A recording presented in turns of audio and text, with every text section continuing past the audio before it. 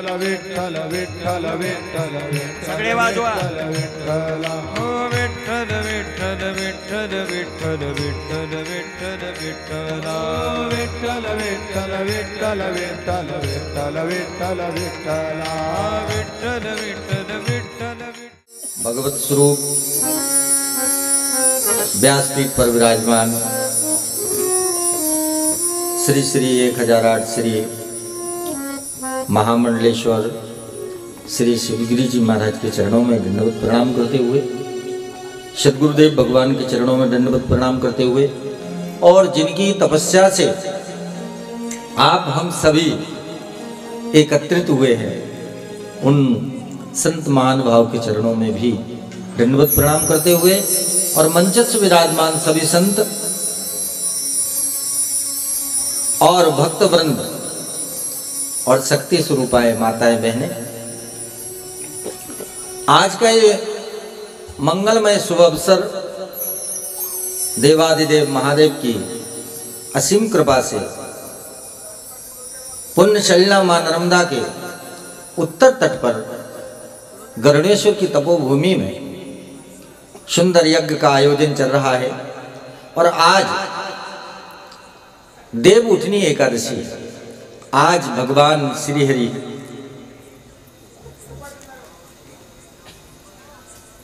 पाताल लोक से और वैकुंठ आते हैं,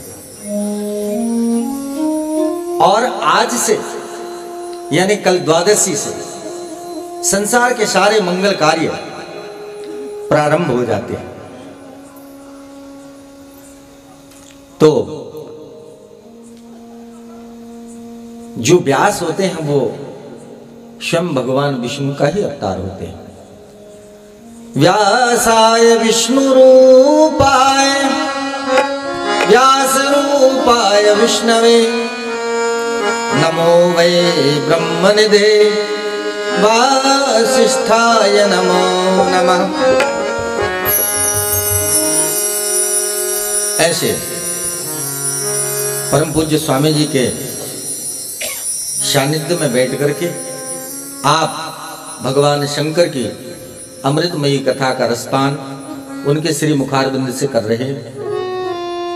आज मैं अपने आप को धन्य समझता हूं कि स्वामी जी की सन्निधि में और हमारे महाराज जी की तपोबल से मुझे इधर आप सभी के बीच में आने का शुभ अवसर प्राप्त हुआ। स्वामी जी की आज्ञा है कि मैं कुछ मिनट आपको भगवत चर्चा सुनाऊं।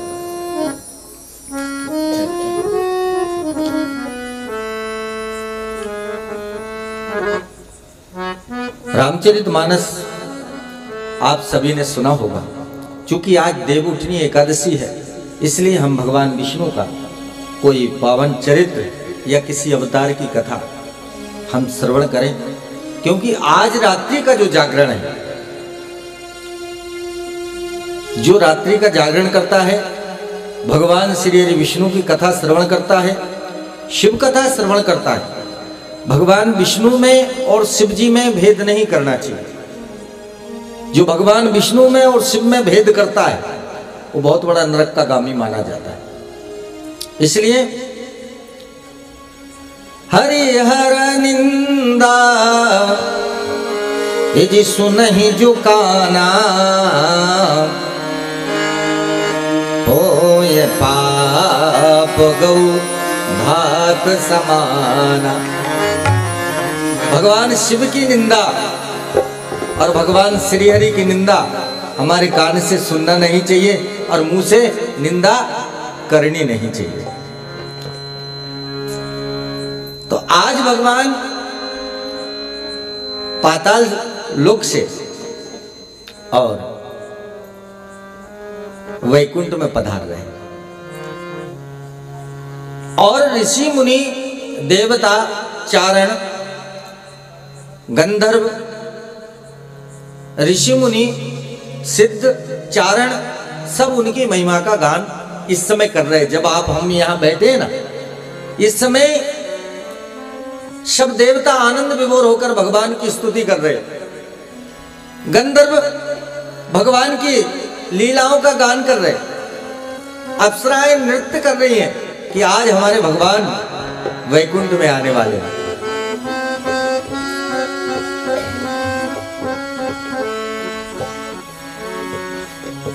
इसलिए आज मन को मंदिर बना लो। मन शरीर नहीं रहना चाहिए आज है। वैसे भी शरीर का एक नाम क्या है मालूम? देही नाम देवालयम। जो हमारा शरीर है ना वो मंदिर है। देवालय यानी मंदिर। और उसमें भगवान कौन रहते हैं? कहा आत्मस्वरूप भगवान नारायण विराजते हैं। तो आज हमारा मन मंदिर बन जाए। तो भगवान विष्णु को लक्ष्मी जी लेकर आ गए। देखिए भगवती लक्ष्मी भगवान के गुणानुवाद गाती हैं और भगवान वेद व्यास ने भागवत में पहले ही उनकी स्तुति की। नारायणं नमस्कृत्यं नरं चैव नरोत्तमं देवीं सरस्वतीं व्यासं ततो जयमुदीरयेत्।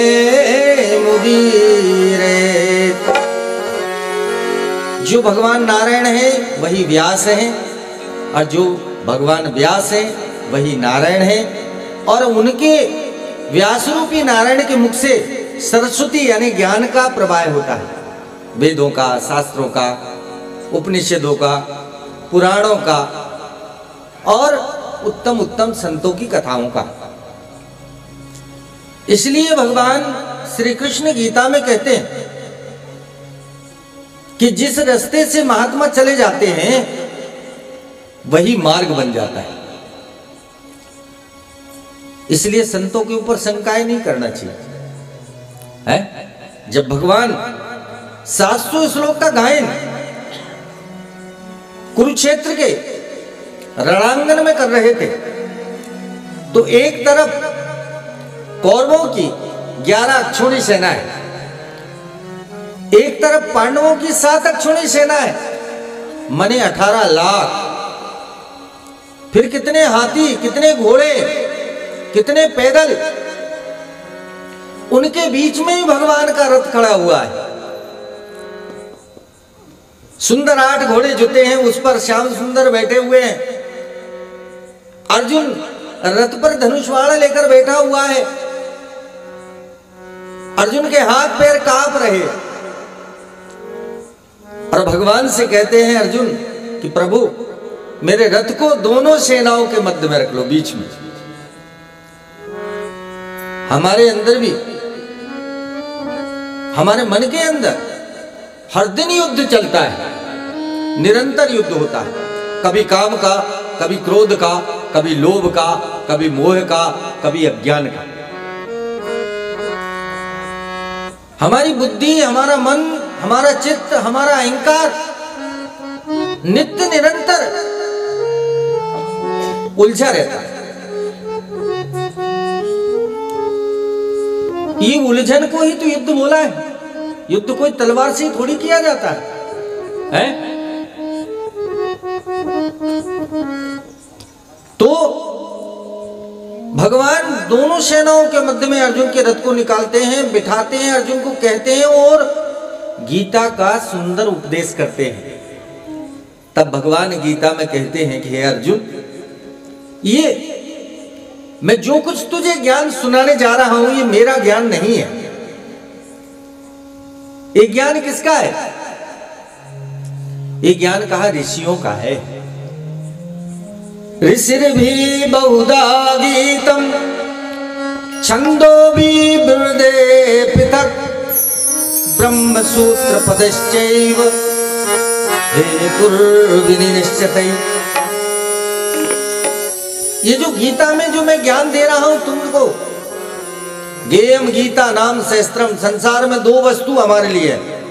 यदि गाना है तो किसी गीता के एक श्लोक को गुनगुना लीजिए,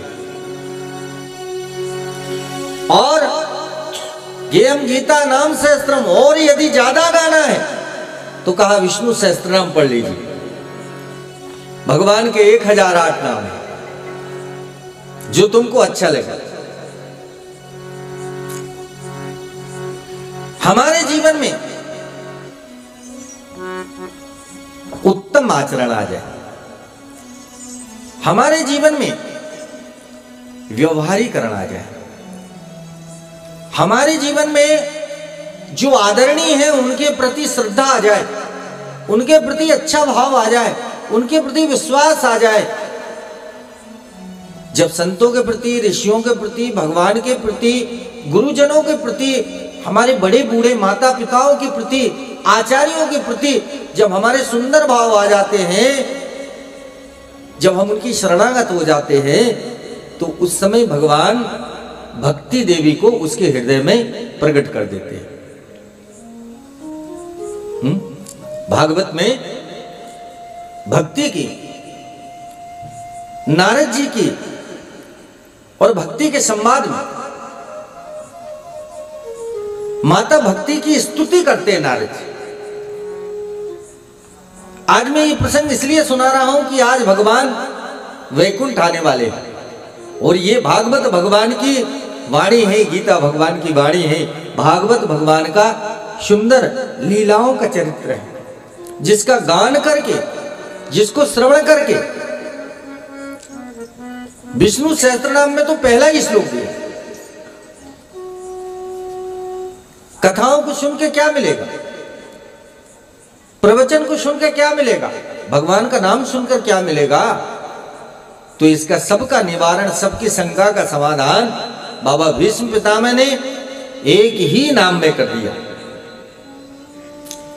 यस्या स्मरण मात्रेण जन्म संसार बंधना विमुच्यते नमस्तस्मै विष्णवे प्रभु विष्णवे। जिनका एक नाम लेने से जन्म मरण का चक्र छूट जाता है, 84 लाख छूट जाता है और हम भगवान की सानिध्य को प्राप्त कर लेते हैं, भक्ति को प्राप्त करते हैं, भगवान की सानिध्य मिल जाती है, तो मोक्ष और मुक्ति हमको सहज ही प्राप्त हो जाती है। श्री कृष्ण गोविंद हरे मुरारी, हे नाथ नारायण वासुदेवा।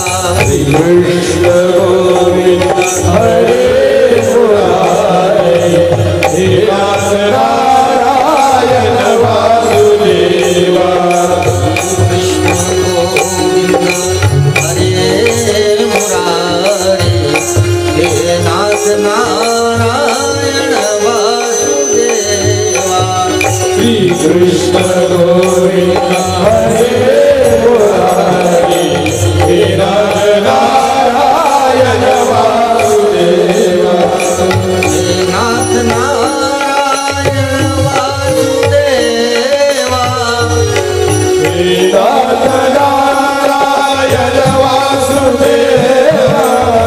हे नाथ नारायण वासुदेवा। हे नाथ नारायण वासुदेवा।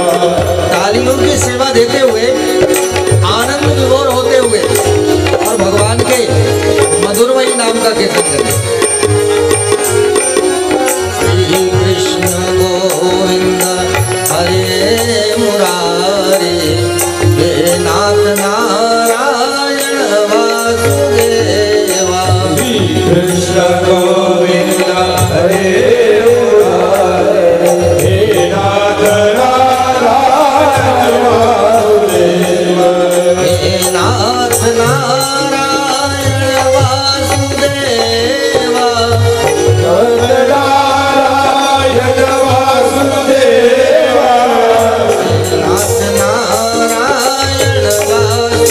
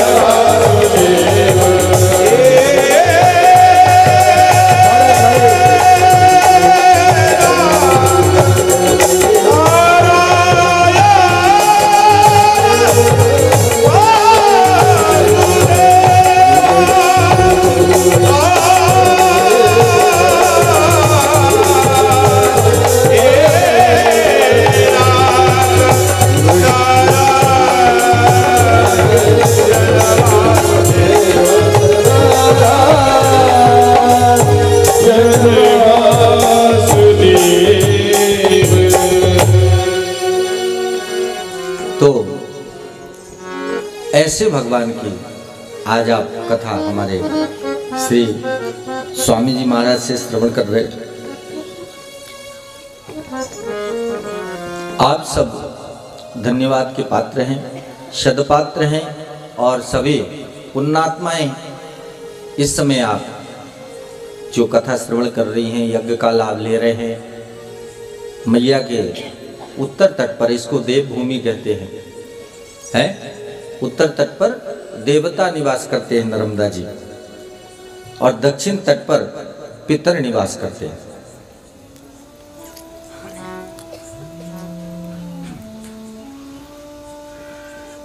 तो हमारे जीवन में भक्ति आ जाए, और भक्ति कहां से आती है? सेवा से। भक्ति कहां से आती है? हाँ, नारद भक्ति सूत्र में नारद जी कहते हैं भज सेवायाम। जिसने सेवा की भक्ति आ जाए। सेवा से मन पवित्र होता है, बुद्धि पवित्र होती है, विवेक पवित्र होता है, विचार पवित्र होता है, भाव पवित्र होता है, और भाव पवित्र होने से कर्म पवित्र होते हैं, और कर्म पवित्र होने से उनके फल भी पवित्र होते हैं। इसलिए भक्ति सर्वोपरि है। और नारद जी महाराज माता भक्ति की स्तुति करते भागवत।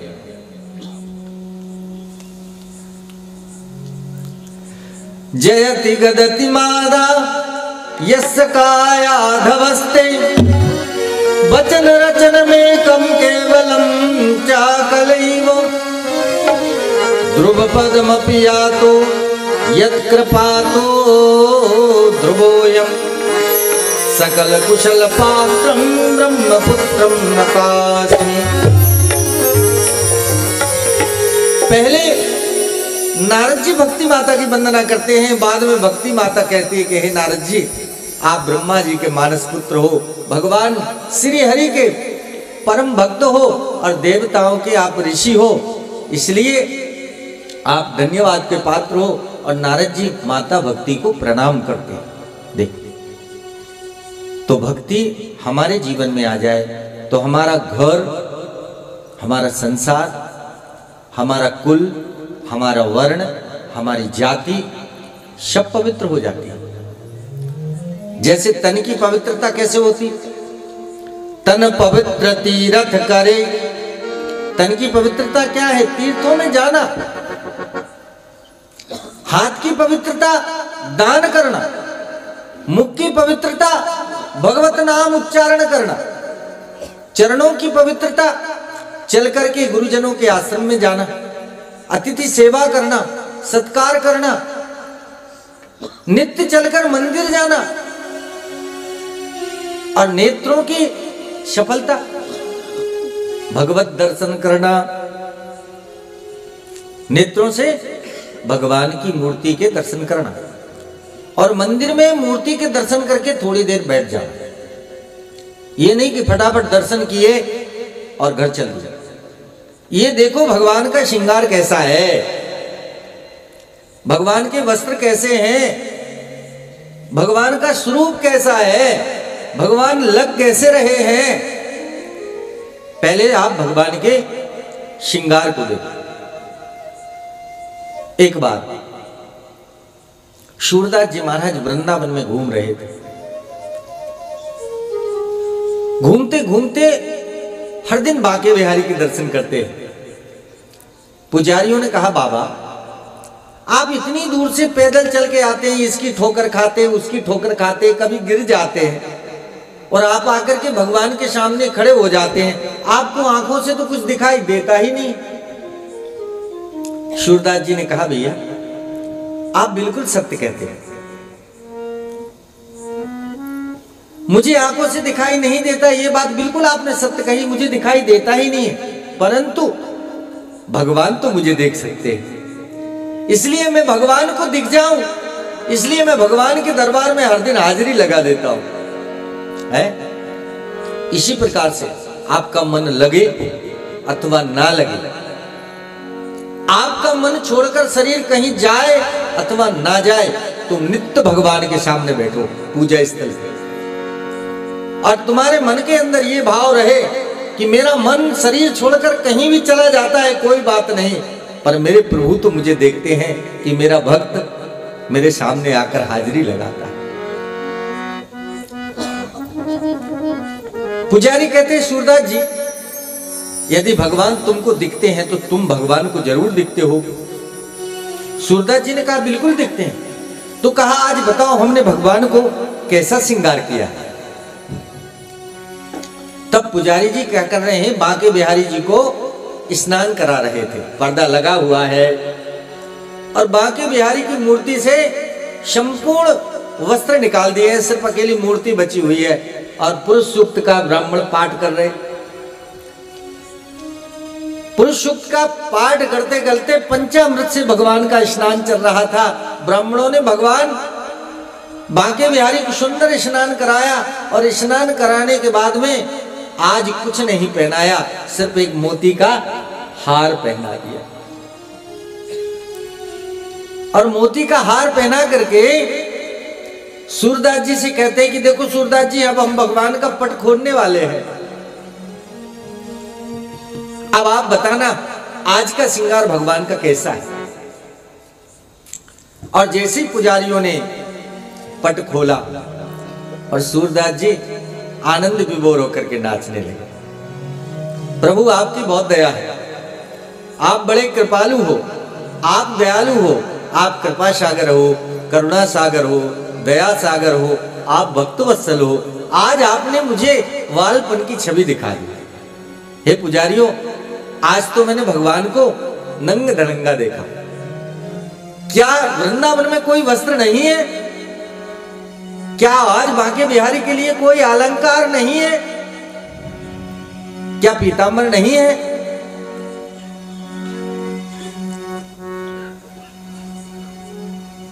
पुजारी शर्मिंदा हो गए और सूरदास जी के चरणों में गिर गए कि प्रभु आपकी आंखें भली नहीं है, लेकिन आपकी मन की आंखें हैं। अरे तोरा मन दर्पण कहला, तोरा मन दर्पण कहलाए, तोरा मन दर्पण कहलाए। भले बुरे सारे कर्मों को, भले बुरे सारे देखे और दिखाए। तोरा मन दर्पण कहलाए, तोरा मन दर्पण कहलाए।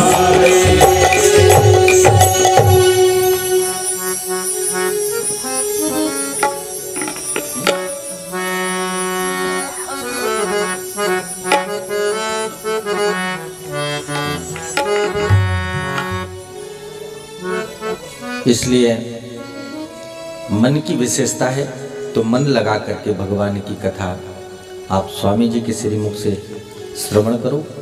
मैं यहाँ अपनी वाणी को विराम दूंगा। ओम नमो नारायण, जय सिया राम, हर हर महादेव। सद्गुरु जनार्दन महादेव, हर हर महादेव। बोलो जनार्दन स्वामी जी महाराज की, श्री शंकर गिरि जी महाराज की जय। गुरु महाराज।